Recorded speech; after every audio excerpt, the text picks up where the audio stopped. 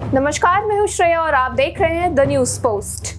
झारखंड की उपराजधानी दुमका में स्वास्थ्य व्यवस्था पर समय समय पर सवाल खड़े होते रहे हैं।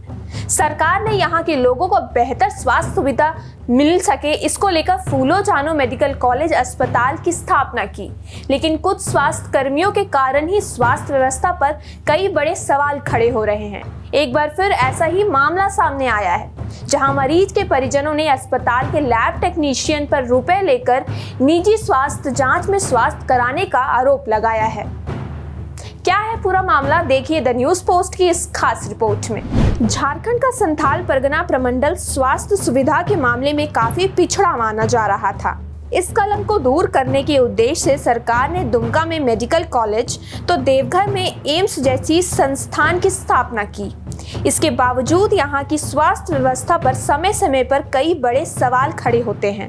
एक बार फिर दुमका के फूलो झानो मेडिकल कॉलेज अस्पताल की स्वास्थ्य व्यवस्था पर सवाल खड़ा हुआ है। दरअसल झारखंड के कई सरकारी अस्पतालों में आपने भी इस तरीके का बोर्ड लगा हुआ देखा होगा, जिसमें लिखा रहता है, दलालों से सावधान, दलाल के झांसे में ना आए। वैसे तो फूलो झानो मेडिकल कॉलेज अस्पताल में इस तरह का कोई बैनर पोस्टर नहीं लगा गया है, लेकिन यह अस्पताल भी पूरी तरीके से दलालों के चंगुल में आ गया है। हद तो तब हो जाता है जब दलाल की भूमिका में कोई सामान्य आदमी नहीं बल्कि अस्पताल कर्मी ही नजर आते हैं। जिले में जहां प्रखंड के भूटोकोड़िया में रहने वाली कमीशन मुर्मू ने कल देर रात अपनी पत्नी को फूलो झानो मेडिकल कॉलेज अस्पताल में भर्ती कराया। देखने के बाद डॉक्टर ने कुछ जांच लिखा। डॉक्टर द्वारा जांच लिखते ही दलाल सक्रिय हो गए। अस्पताल परिसर में पीपीपी मोड पर जांच का जिम्मा SRL नामक कंपनी को है, जो 24 घंटे की सुविधा उपलब्ध कराती है। लेकिन SRL के कर्मी गणेश द्वारा मरीज के परिजन के पास जाकर निजी घर में जांच कराने के लिए झांसा दिया गया। परिजनों को जांच की सख्त जरूरत थी, तो उन्होंने इसमें अपनी सहमति दे दी।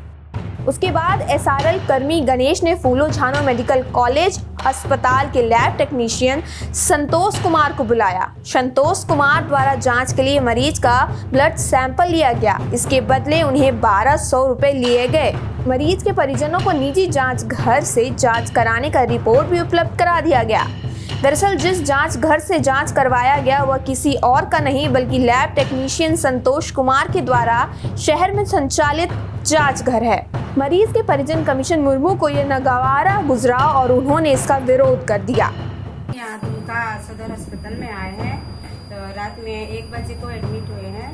तो ये जांच लिखा था रिव्यू में, तो कागज बनाया था ना डॉक्टर, तो उसने जांच लिखा था। तो ये जो गणेश नाम का लड़का है वो बोला कि पहले हम पूछे कि यहाँ राशन कार्ड और आधार कार्ड रहने से फ्री में जांच होता है।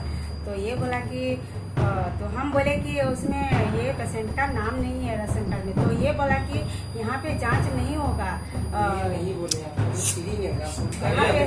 यहाँ पे जांच हमारे पास आ रहे हैं, तुमसे भी पूछेंगे। यहाँ पे जांच नहीं होगा, राशन कार्ड में नाम नहीं है तो यहाँ पे जांच नहीं होगा। बहुत आदमी आता है यहाँ गांव देहात से, उसको जानकारी नहीं है, उसको आप ठग रहे हैं। तो उस समय ये लोग बोला कि दोबारा ऐसा गलती नहीं होगा। और आज से बहुत बड़ा घटना ये लोग घटा दिया कि यहाँ सुविधा रहते हुए ये लोग अपना क्लिनिक बाहर खोल दिए हैं और वहाँ से ये लोग जांच करके पैसा भी डबल से ज़्यादा ही लगा। और यहाँ सरकारी रेट में जो यहाँ होना चाहिए था वो 400 में मेरा यहाँ जांच होता और 1200 रुपया ले लिया। दरअसल कमीशन मुर्मू न केवल अपने पंचायत के मुखिया चुने गए हैं बल्कि झामुमो युवा मोर्चा से भी जुड़े हुए हैं। इन्होंने इसकी शिकायत सिविल सर्जन डॉक्टर बच्चा प्रसाद सिंह से की, तो सिविल सर्जन ने अस्पताल के मैनेजर को पूरे मामले पे अपने स्तर से देखने को निर्देश दिया। कमीशन मुर्मू अस्पताल के मैनेजर सुमित किस्कू के पास पहुंचे, जहां लैब टेक्नीशियन संतोष कुमार और SRL कर्मी गणेश को बुलाया गया।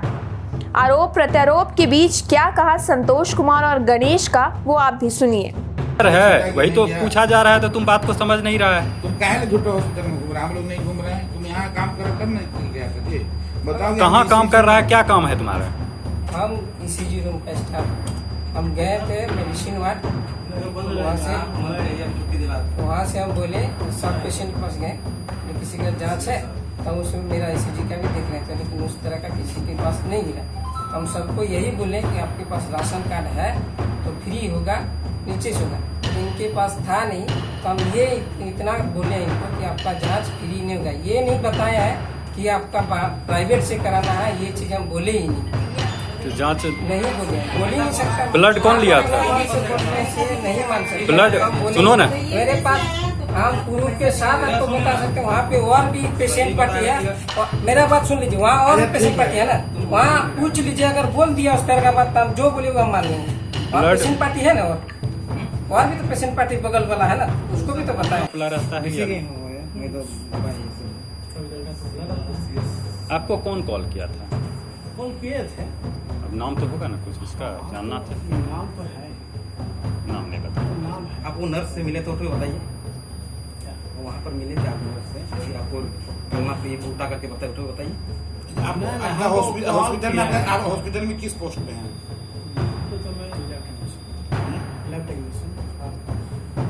टेक्नीशियन का काम सदर अस्पताल में। लैब जब फुलोजानो में लैब टेक्नीशियन है, कहाँ पे? सारा नहीं है गवर्नमेंट। और आप अपना भी लैब बाहर संचालित? बाहर में चलता है। इस पूरे मामले को देखने वाले अस्पताल के मैनेजर सुमित किस्कू ने इस पूरे मामले में क्या कुछ कहा, आप भी सुनिए। दोनों मेडिकल कॉलेज में जांच की सुविधा है या नहीं? है। क्या 24 घंटे वो खुला? फिर बाहर के लोग कैसे हावी हो जाते हैं? इस पे निगरानी कौन रखेगा?